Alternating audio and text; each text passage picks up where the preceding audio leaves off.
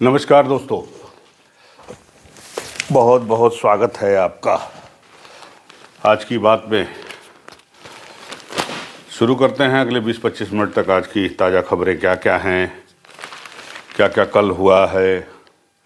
तो कुछ खबरें सुना दें पहले जो अखबारों में मेन पृष्ठ पे हैं। तो पहली खबर तो प्रधानमंत्री नरेंद्र मोदी की है, जो कल उन्होंने यूएई में अबू धाबी में एक हिंदू मंदिर का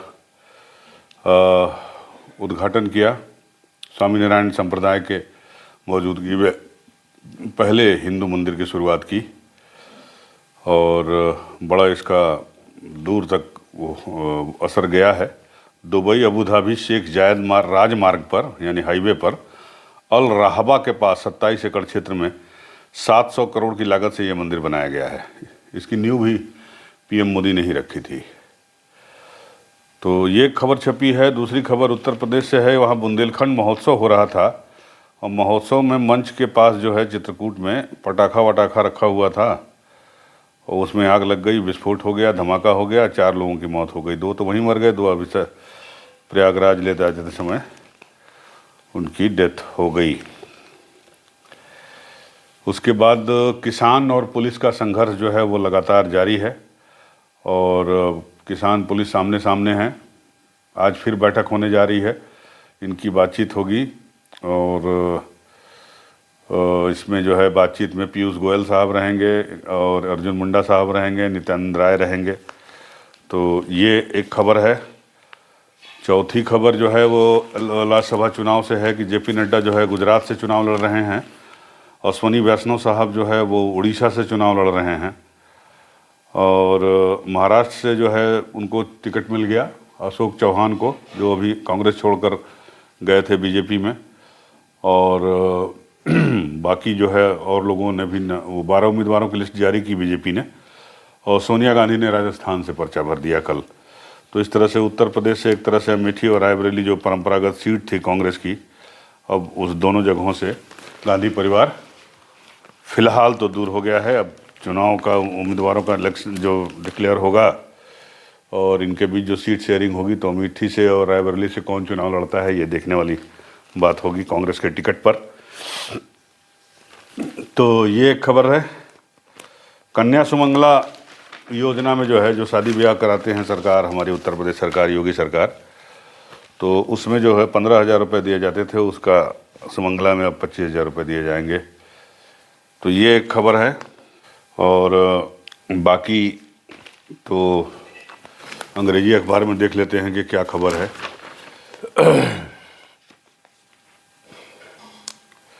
centre call for talk yet again but farmers seek positive offer. Positive offer की मांग कर रहे हैं फार्मर्स और पॉजिटिव ऑफर ये है कि एमएसपी पे कानून बने। अब एमएसपी पे कानून बनेगा तो सरकार को फूड सब्सिडी पे ज़्यादा पैसा खर्च करना पड़ेगा। साथ ही साथ जो है वो जो प्राइवेट कंपनियां खरीद या प्राइवेट लोग जो खरीदारी करते हैं किसानों से वो कम हो जाएगी, क्योंकि शायद वो उतना पैसा ना दें, क्योंकि बाज़ार डिमांड और सप्लाई पे डिपेंड करता है। और फूड सब्सिडी में जहाँ बढ़ाने से जो है वो बजट पे असर पड़ेगा। साथ ही साथ ये भी माना जा रहा है कि एक्सपोर्ट पे असर पड़ सकता है, क्योंकि महंगा होगा तो फिर एक्सपोर्ट में कमी आएगी फूड प्रोडक्ट्स के। तो ये खबर हिंदू ने उस पर छापी है अपने उससे। और एक खबर हिंदू ने ये छापी है जो बड़ा इंटरेस्टिंग है, वो ये है कि TN यानी Tamil Nadu passes resolution against one nation one election, यानी वन नेशन वन इलेक्शन का जो फार्मूला बीजेपी दे रही है उसके खिलाफ इन्होंने जो है रेजोल्यूशन पास किया है असेंबली ने, तमिलनाडु असेंबली ने। तो ये एक खबर हिंदू में छपी है। ज़रा जागरण देख लेते हैं, जागरण में क्या खबर छपी है। तो जागरण में पहले पेज पे आकाश कोचिंग का विज्ञापन है बड़ा सा, दूसरे पेज पे विज्ञापन है। मंत्रोच्चार के बीच प्रधानमंत्री नरेंद्र मोदी ने किया अबू धाबी में पहले मंदिर का उद्घाटन और यूएई राष्ट्रपति को दिया धन्यवाद, कहा 140 करोड़ भारतीयों का जीता दिल। इसमें मंदिर की फोटो भी सब छपी है, देखिए। तो ये खबर इन्होंने पहले पन्ने पे ली है। उसके बाद दूसरा पन्ना जो इनका मेन है उसमें में सोनिया गांधी ने छोड़ी रायबरेली सीट। तो ये इन्होंने एक छापा है और सरकार हर समाधान के लिए तैयार, किसान आंदोलन में अर्जुन मुंडा जो केंद्रीय कृषि मंत्री है वो उसके लिए उनका बयान छापा है इन्होंने। एक छापा है खबर जागरण ने कि मां को समय देना घरेलू हिंसा नहीं है। ये इंटरेस्टिंग खबर है। मुंबई की एक अदालत ने कहा है कि पति द्वारा अपनी मां को समय देना और वित्तीय सहायता प्रदान करना घरेलू हिंसा नहीं है। अदालत ने यह फैसला एक 43 साल की महिला की याचिका पर दिया है। याचिका को खारिज करते हुए उन्होंने कहा कि घरेलू याचिका में उन्होंने मांग की थी कि घरेलू हिंसा से महिलाओं की रक्षा अधिनियम के तहत अपने पति और उनके स्वजन के विरुद्ध कार्रवाई की मांग की थी। अतिरिक्त सत्र न्यायाधीश आशीष अयाचित ने कहा कि यह शिकायत पति अपनी मां को समय और पैसा दे रहा है घरेलू हिंसा नहीं मानी जा सकती।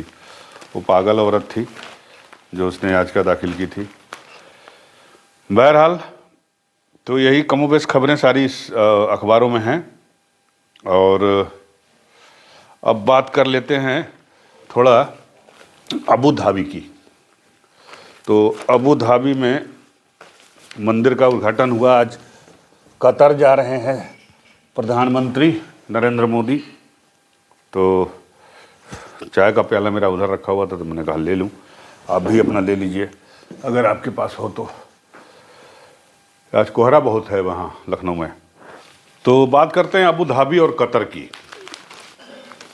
तो कतर और अबू धाबी में जो कुछ हुआ उस पर ये छपा है, थोड़ा सा देख लेते हैं। देखिए, तो हमारे प्रधानमंत्री जब 2014 में प्रधानमंत्री बने, माने नरेंद्र मोदी जब प्रधानमंत्री बने 2014 में, तो वो अबू धाबी गए।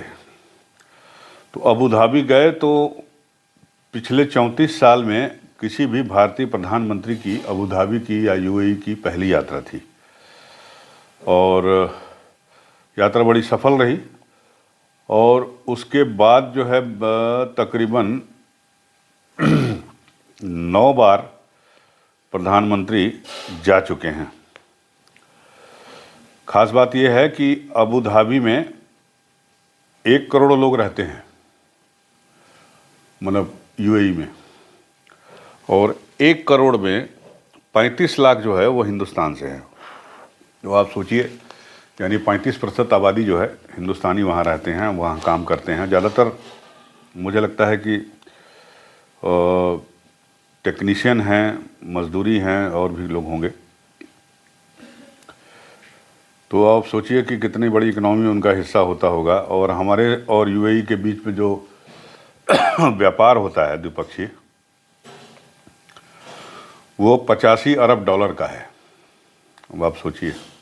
तो इस साल जो यात्रा हुई या जो अभी यात्रा हुई है उसमें इस मंदिर के उद्घाटन से, इसका शिलान्यास भी 19 में शायद उन्होंने रखा था, प्रधानमंत्री ने ही रखा था, और आज उसका उद्घाटन कल हो गया। तो इससे भी जो है वो रिश्ते काफ़ी मजबूत हुए। और साथ ही साथ पश्चिमी एशिया में जो एक कहा जाता है कि झुकाव टाइप का, वो टर्की उर्की वाले कहते हैं कि इंडिया का झुकाव इसराइल की तरफ है, तो इसको बैलेंस करने में भी काफ़ी मदद मिलेगी। आज कतर भी जाएंगे। तो अब जो है वहाँ तो वो तो खुल ही गया मंदिर, अब अस्पताल भी खुलेगा। इसके लिए ज़मीन मांगी है प्रधानमंत्री नरेंद्र मोदी ने, भारत सरकार ने, कि भैया हमको ज़मीन दीजिए तो हम अस्पताल भी, जो प्रवासी भारतीय हैं वहाँ पर उनके लिए एक अस्पताल भी बना दें। तो ये एक अच्छी बात होगी। और इस जो मंदिर का उद्घाटन किया गया, इस मंदिर का प्रस्ताव प्रधानमंत्री नरेंद्र मोदी की ओर से 2015 में यूएई के राष्ट्रपति शेख मोहम्मद बिन जायद को दिया गया था और इसके लिए ज़मीन भी सरकार ने मुहैया कराई वहाँ की। तो अयोध्या के बाद जो है अबू धाबी, अयोध्या से अबू धाबी, बहुत लगन में टेलीविज़न में चल रहा था हेडिंग। तो अयोध्या से अबू धाबी में मंदिर बन गया, तो मोदी जी की जय जय हो गई। और एक कार्यक्रम भी आयोजित किया गया, अहलान मोदी। अहलान मोदी का मतलब कि मोदी की स्वागत समारोह। तो यूएई जैसे देश में किसी यात्रा, किसी राष्ट्राध्यक्ष के लिए, जैसा कि इसमें लिखा हुआ है नवाज टाइम्स के संपादकीय में, कि अगर कोई वहाँ पर इस तरह का कार्यक्रम होता है तो ये सामान्य से हट के घटना है। ये इतना मतलब जल्दी होता नहीं किसी के लिए। तो ये किया गया। तो ये स्वागत कार्यक्रम जो है ये इससे भी दोनों देशों के रिश्ते काफ़ी मजबूत हुए, रिश्तों को नई ऊंचाई मिली है और आगे ये और ऊंचाई बुलंद होती जाएगी, ऐसी उम्मीद है। अब कतर में जा रहे हैं प्रधानमंत्री, तो पिछले 10 सालों में ये कतर में उनकी दूसरी यात्रा है और ये यात्रा काफ़ी महत्वपूर्ण है क्योंकि प्रधानमंत्री की नेतृत्व में ही जो है 8 भारतीय जो है अभी 2 दिन पहले रिहा हुए हैं वहाँ से, जिनको वहाँ की अदालत ने फांसी की सज़ा सुना दी थी जासूसी के आरोप में। कि माना जाता था कि जिस कंपनी में वो काम करते थे उस कंपनी से के जरिए जो है सूचनाएं उसकी जो है इसराइल को उन्होंने भेजा या जो भी किया। हालांकि इसका खुलासा नहीं किया गया कि उन पे आरोप क्या थे सही न भारत सरकार की ओर से न कतर सरकार की ओर से, लेकिन अक्टूबर से ये हंगामा जार चल रहा था। अक्टूबर में सज़ा सुनाई गई थी, तो 4 में अक्टूबर, नवंबर, दिसंबर, जनवरी, फरवरी 4 महीने में 4 महीनों की कूटनीतिक मशक्क़त के बाद जो है वो 8 भारतीय रिलीज हो गए। 7 तो आ गए, 1 और आने वाले हैं, दोहा में हैं वो। तो इस रिहाई ने भी दोनों के बीच की गुडविल को वो किया है, रेखांकित किया है, रिश्ते की नई परिभाषा गढ़ी है और जो यात्रा होगी उससे रिश्ते को नई ऊंचाई देने वाले समझौते भी सामने आ सकते हैं। प्रधानमंत्री ने वहाँ क्या क्या कहा, कुछ थोड़ा बहुत पढ़ देता हूँ, इसमें लिखा हुआ है और कि हमारा जो सिद्धांत है, पीएम ने कहा वहाँ की, कि ऐसी सरकारों की ज़रूरत है जो भ्रष्टाचार न करें और हमारा सिद्धांत है कि न्यूनतम सरकार हो और अधिकतम शासन हो। प्रधानमंत्री नरेंद्र मोदी ने बुधवार को कहा कि दुनिया में आज ऐसी सरकारों की ज़रूरत है जो समावेशी हों, भ्रष्टाचार न करें और उन्होंने ये भी कहा कि पिछले कुछ साल से हमारा मंत्र न्यूनतम सरकार अधिकतम शासन रहा है।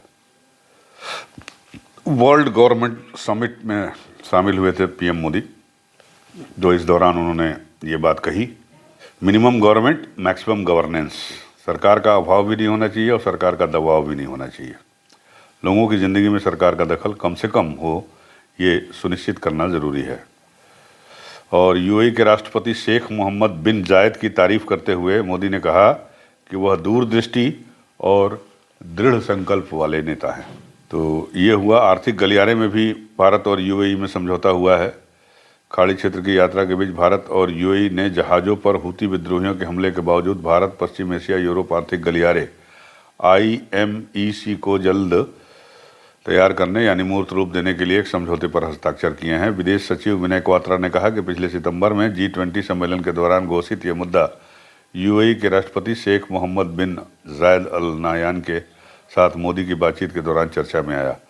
ये आर्थिक गलियारा भारत, यूएई, सऊदी अरब, जॉर्डन, इसराइल और यूरोप को जोड़ेगा। इसे चीन की बेल्ट एंड रोड BRI की परियोजना के विकल्प के रूप में भी देखा जा रहा है। तो ये एक बड़ी परियोजना है, अगर हो जाएगी तो यूरोप और खाड़ी देशों के साथ भारतीय उपमहाद्वीप के बीच जो व्यापार होता है, विदेश व्यापार, वो और सुरक्षित हो जाएगा और आसान हो जाएगा। तो ये थी प्रधानमंत्री नरेंद्र मोदी की यूएई की यात्रा के बारे में थोड़ी बहुत ब्रीफिंग। चलिए वापस आ जाते हैं घर में, अपने उत्तर प्रदेश आ जाते हैं, अपने प्रदेश में आ जाते हैं और लखनऊ के पड़ोस में आ जाते हैं, रायबरेली में आ जाते हैं, जहां कल सोनिया गांधी जी ने अलविदा कह दिया रायबरेली को और उन्होंने राजस्थान से राज्यसभा के लिए पर्चा भर दिया। तो अब सवाल है कि सोनिया गांधी ने रायबरेली, बहुत सारे लोग कल ये उठा रहे थे सवाल, या पहले से भी उठा रहे थे जब इनका नाम आया अब चर्चा में, कि क्यों छोड़ दिया।